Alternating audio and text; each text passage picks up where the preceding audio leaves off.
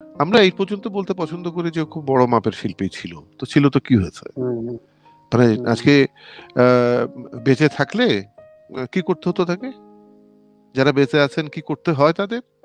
তো আমরা স্বাধীনতার 50 বছর পার হয়ে গেল, ক্ষেত্রটাকে তো এরকম জায়গায় নিতে পারলাম না যেখানে বড় শিল্পীদের কাজের সুযোগ থাকে, সুযোগ আছে। উনি অত্যাধিক কিছু করে আমাকে একদম চোখে আঙুল দিয়ে বুঝিয়ে দেননি যে আমি অভিনয় করছি, কিন্তু ওনাকে যখন পর্দায় দেখলাম তখন একদম মনে হলো যে ভেতর থেকে উনি কথাটা নিংড়ে বলার চেষ্টা করছেন এবং সেটা আমার সাথে কমিউনিকেট করছে একজন দর্শক হিসেবে। একটা সময় পর্যন্ত ভেবেছিলাম যে আমি ফরিদ ভাইয়ের সঙ্গে থাকবো 24 ঘন্টা। আচ্ছা আচ্ছা, সিদ্ধান্ত রেডি করে ফেলেছিলাম। তেমন করা হয়নি, মানে আমরা যখন একসাথে সেটে বসতাম, উঠানে বসতাম, গল্প এক এক গল্প, মানে আমার মনে হয় কি সত্যি আমরা ভাগ্যবান যে উনাদের মতন শিল্পীর সাথে আমরা বসে গল্প করতে পেরেছি। ভাই তো প্রচন্ড মুডি ছিলেন, একদম মুডের উপরে, মানে সে হচ্ছে কি একেবারে মানে আসরের মানে জমিয়ে রাখা, মানে জমিয়ে রাখতেন এবং এত গল্প করতেন, এত কিছু করতেন। এবং ফরিদ ভাই প্রচন্ড ভাবে কিন্তু সে মানে ইমোশনাল একটা মানুষ।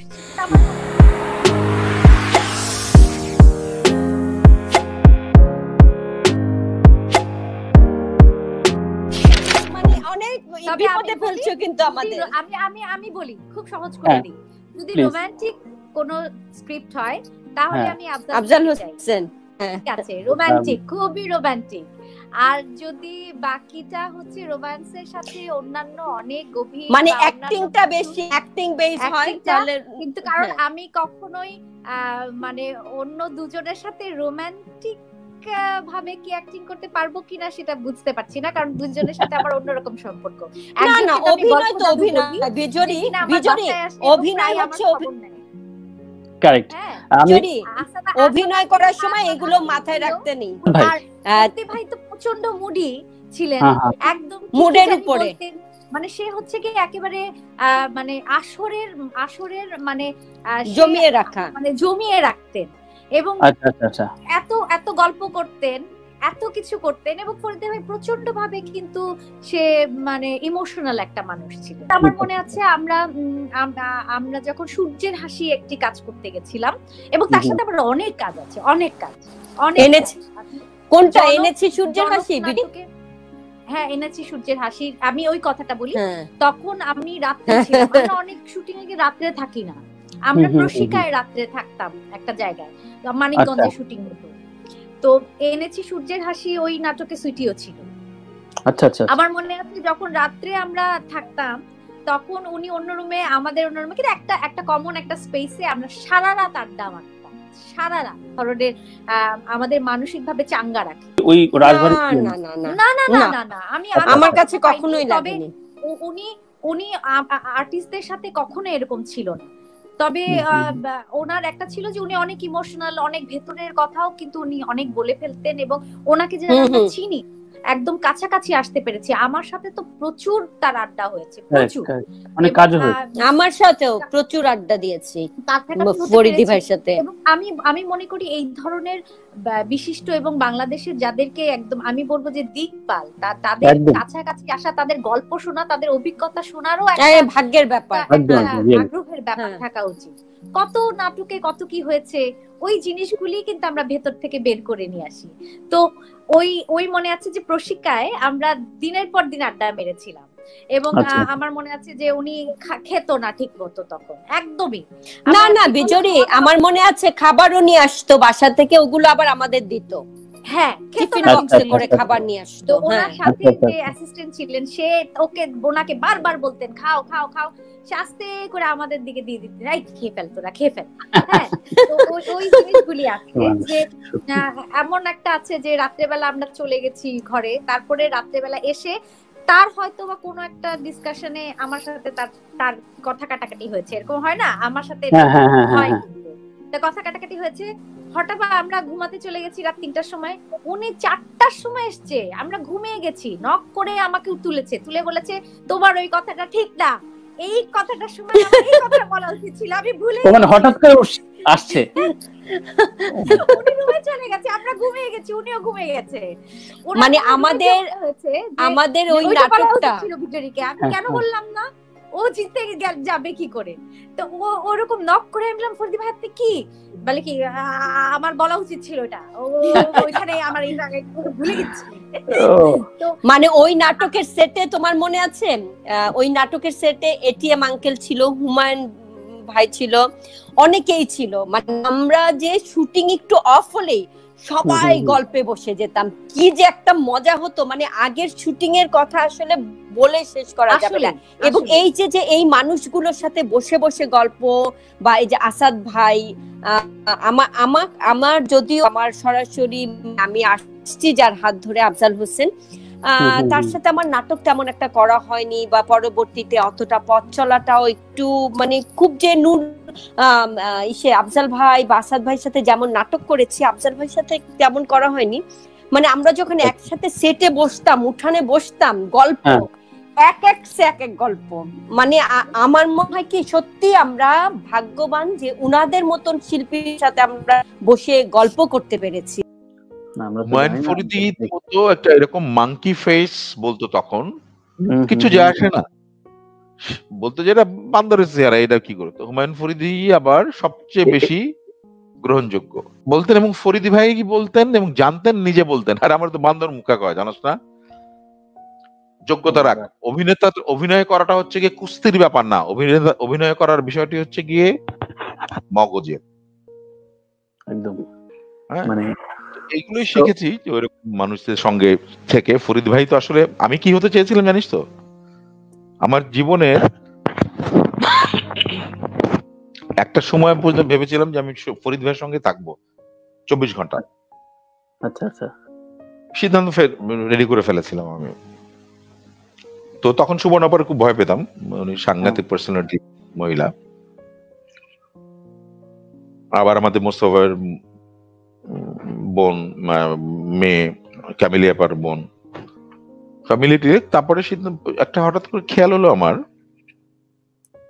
যে সবসময় যেতাম আসতাম, হতো একসাথে ঘুরতাম আমরা, কোথাও গেলে ফরিদ ভাই চল যাই, উনি শক্ত করছে। তখন আমার একটা 50 মোটরসাইকেল ছিল, তখন ফরিদি ভাই বা আফজাল ভাই কারো ইয়ে নাই, মোটর মানে বাইক নাই বা গাড়ি নাই, স্কুটারে চলাফেরা করতেন। আমি সংসপ্তক ফরিদি ভাইকে নামিয়ে দিয়ে আসতাম, যে নামিয়ে দিয়ে পরে যে কখন শেষ হবে শুনে আবার নিয়ে আসতাম, এরকম। তো ফরিদি ভাইয়ের আমি ভাবলাম, হঠাৎ আমার খেয়াল হলো যে ফরিদি ভাইয়ের অভিনয়ের সাথে যদি আমি যদি সবসময় থাকি ওনার সেবা করার জন্য এবং ওনার সাথে সাথে থাকি, তাহলে আমি পুরো ফরিদি ভাইয়ের আমি একদম পুরো মানে ভেতরে ঢুকে যাবে। তাহলে আমার প্রিয় অভিনেতাদের মধ্যে আরেকজন আছেন উৎপল দত্ত, আচ্ছা, রবি শঙ্কর, রবি ঘোষ। তো আমি তো উৎপল দত্ত এবং আলী জাকের এদের দ্বারা প্রভাবিত। আমি একদম বলি যে আমি একদম ফলো করে, একদম পুরো একদম সাংঘাতিক ভাবে ফলো করি। তো ওই মনে হলো তাহলে তো আমার তো প্রভাবিত হয়ে গেলে তো আমার তো তখন ওই রকম হবে। শুধুমাত্র এই জন্য আমি বলার পরও আমি বলার পর না আমার এটা ক্ষতি হবে মনে হচ্ছে, আমি বলছি নাকি এটা তুই পাগল, তুই পাগলামি করে বলিস। আফজাল ভাই ফরিদি ভাইয়ের মধ্যে ব্যাখ্যার জায়গাটা হচ্ছে যে আফজাল ভাই টেলিভিশনে বা ফিল্মে আমরা যদি ধরি, মানে পর্দার জায়গাটা যদি ধরি, ছোট স্ক্রিন বড় স্ক্রিনের জায়গাটা, সেইটি ওনাদের কাছ থেকে শেখার কথাগুলোই বলছি আমি। আমাদেরকে যেহেতু আমারও নিয়েছেন, ফরিদি ভাইও নিয়েছেন। আচ্ছা, আমি তো বলেছি যে স্টাফ কোয়ার্টারের মতো একটা জায়গায়, মানে গভর্নমেন্ট কোয়ার্টারে একটা কমিউনিটি সেন্টার হচ্ছে, যেহেতু তখন আমি যেখানে চর খেয়েছিলাম যে ক্রিস্টান রোডে, সেখানে আফজাল ভাই থাকতেন একটা সময় পর্যন্ত, ওনার বিয়ের পর পর্যন্ত। তো ওইখানটায় আফজাল ভাই আমাদের ওয়ার্কশপ করাতেন, যে ডাকলে মঞ্চে যে ভার্সেটাইল অভিনেতা আফজাল হোসেনের, সেটা দর্শক কেউ দেখতে পারেনি। সেটা হচ্ছে দর্শকের দুর্ভাগা বলবো। চশমা ডাকাত বলে একটি, যেমন চশমা ডাকাত বলে একটি ক্যারেক্টার করতেন উনি 4-5টি ক্যারেক্টার করতেন কেরামত মঙ্গল নাটকে, 4-5টা ক্যারেক্টার। তার মধ্যে একটি ক্যারেক্টার ছিল হচ্ছে চশমা ডাকাত। ওইখানে এত ডাকাতরা কত কঠিন এবং কত খারাপ সেইটি আমরা মানে বই পড়ে গল্প পড়ে জানি, যে সুন্দরবনে বা হয় না যে ফরেস্টে যে জায়গাগুলো হয় সেগুলো। তো সামনাসামনি ডাকাত দেখা, একদম ডার্ক রং করে নিজেকে, চশমাটা ওইরকম একটা চশমা ডাকাত বলতো, ওইটার যে ওনার গলা ভেঙে অভিনয় করা, আমি চশমা ডাকাত, উনি আফজাল ভাই গলা চেঞ্জ করে। আফজাল ভাই হচ্ছে, আফজাল ভাইয়ের সুবর্ণা তখন হচ্ছে তুঙ্গে একদম। সেই সময় আফজাল হোসেনকে দেখার জন্য মঞ্চেও টিকিট বেশি কাটতেন। সেই আফজাল ভাই যখন উঠে লুঙ্গি উঁচা করে নিয়ে, একদম উঁচা মানে অনেক পর্যন্ত উঁচা, মানে গলা চেঞ্জ করে নিয়ে ঢুকলো, এরকম করে হতো। মানুষ তো প্রথমে কি এরকম কি লম্বা চড়া একটা ডাকাত পাতলা, বিশ্বাস হচ্ছে না। হ্যাঁ, তো মানুষ তো বিশ্বাস হতে পারতো না, বুঝতে চলে যাওয়ার পরে ফুসফুস করতো, এই আফজাল হোসেন নাকি একটা নাটক, একটা ক্যারেক্টার করে, সেটা নাকি বোঝা যায় না। আবার আফজাল হোসেন তো এখনো আসলো না, এরকম আর কি। আফজাল ভাই 3-4টি ক্যারেক্টার করতেন। তো সেখানটা আফজাল ভাইয়ের মঞ্চের যত ভার্সেটালিটি দেখা গেছে, টেলিভিশন সেটা না। আমাদের কাছে খুবই মনে আছে যে সেটা হচ্ছে পারলে না রুমকি দেখে আমরা একদম পুরা অসম্ভব রকম ভাবে অন্যরকম হয়ে গেলাম, তাই না? মানে ওই কথাগুলো, এরকম প্যাটার্নের কথাগুলো এরকম। কিন্তু ফরিদি ভাই আসলে কখনোই হচ্ছে আউট অফ বক্স। আচ্ছা, ডেফিনেটলি। মানে আসলে সবসময় ভাঙতে পছন্দ করতেন, করতে পছন্দ করতেন। আর ওনাদের দুজনের যেটা হচ্ছে যে ওনাদের দুজনের যে বন্ধুত্ব, সেই জায়গাটায় এবং যা ভূমিকা এবং ভার্সেটাইলিটি ছিল বলেই আফজাল হোসেনের মতো বন্ধু ফরিদি ভাইকে টেলিভিশনে এনেছিলেন। আফজাল ভাই এনেছিলেন ফরিদি ভাইকে টেলিভিশনে। ও, আফজাল ভাই এনেছেন? হ্যাঁ, টেলিভিশনে আনার পেছনের বিষয়টা হচ্ছে আফজাল ভাইয়ের। আচ্ছা আচ্ছা, দারুণ দারুণ। আফজাল ভাই জানতেন যে ফরিদ হচ্ছে কি ভার্সেটাইল, এবং তাদের বন্ধুত্বটা ইন্টেলেকচুয়াল জায়গা থেকেই হয়েছে। ফরিদি ভাইয়ের সাথে কাজ করার আমার সৌভাগ্য হয়েছিল, অল্প 2-3টা কাজ করার সুযোগ হয়েছিল। তো একটা কাজের এক্সপিরিয়েন্স আমি বলতে পারি, আমরা একদম আউটডোরে আইডিবি ভবনের এপাশের ফুটপাতের রাস্তায় শ্যুট করছিলাম। তো তখন ফরিদি ভাই অ্যাকশনের পরে ওনার শট উনি দিয়ে শেষ করে, অ্যাকশন কাট হয়ে গেছে, মানে শট ডান, এবং ফরিদি ভাইয়ের প্যাক আপও হয়ে গেছে। ওনার আর্লি প্যাক আপ ছিল, উনি শেষ করে চলে এসেছেন। আমি বসে থেকে দেখলাম এবং আবার দেখার চেষ্টা করলাম যে কাজটা কি, শটটা কিভাবে দিয়েছে বোঝার, মানে উনি না, আমি ঠিক এক্সপ্রেস করতে পারছি না হয়তো আমার ফিলটা। উনি অত্যাধিক কিছু করে আমাকে একদম চোখে আঙুল দিয়ে বুঝিয়ে দেননি যে আমি অভিনয় করছি, কিন্তু ওনাকে যখন পর্দায় দেখলাম তখন একদম মনে হলো যে ভেতর থেকে উনি কথাটা নিংড়ে বলার চেষ্টা করছেন এবং সেটা আমার সাথে কমিউনিকেট করছে একজন দর্শক হিসেবে। তো এই যে ফ্যাক্টলেস এক্সেলেন্ট ক্রাফটিং এবং ওনার যে জানাশোনা, ওনার ভেতরের মানুষটার ফিলসফি, সব কিছুই নিশ্চয়ই ওনাকে এ ধরনের পরিপূর্ণ করেন, সেটা নির্ঘাত।